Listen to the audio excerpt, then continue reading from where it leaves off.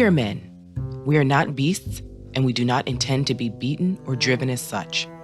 What has happened here is but the sound before the fury of those who are oppressed.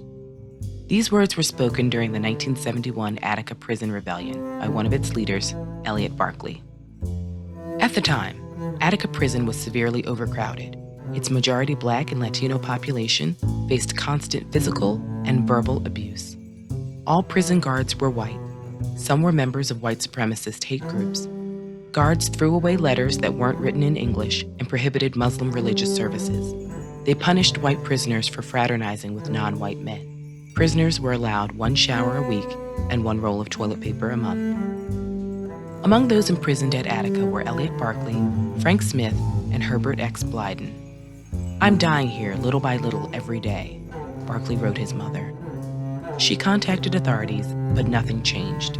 He began writing a book about life at Attica. Meanwhile, Smith worked a position called the Warden's Laundry Boy for 30 cents a day. His grandmother had been enslaved. Because Smith and others were treated as less than human at the will of their keepers, they viewed prison as an extension of slavery. And Blyden had participated in prison strikes and rebellions. He and others saw the violence of prison as symptomatic of a societal problem where individuals are denied justice based on their class and race. They felt people shouldn't be stripped of their rights to health and dignity upon being sentenced. Instead, resources should go toward meeting people's basic needs to prevent crime in the first place. In the summer of 1971, Blyden co-founded the Attica Liberation Faction.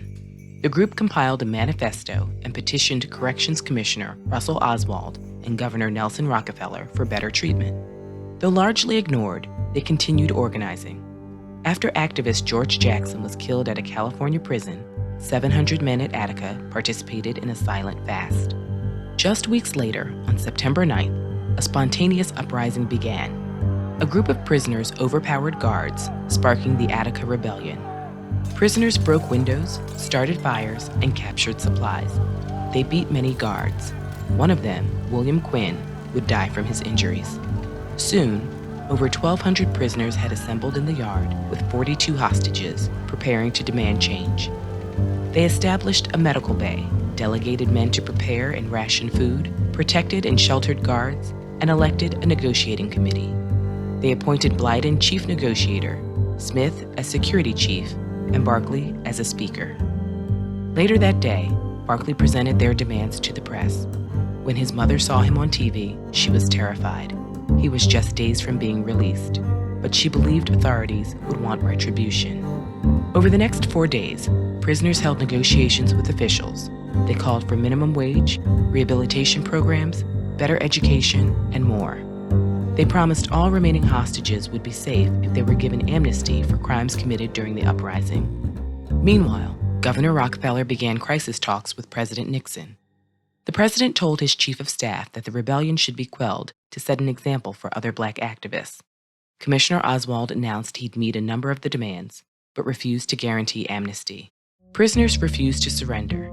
As warnings of an imminent siege mounted, they threatened to kill 8 hostages if attacked. Nevertheless, Rockefeller ordered troops to retake the prison.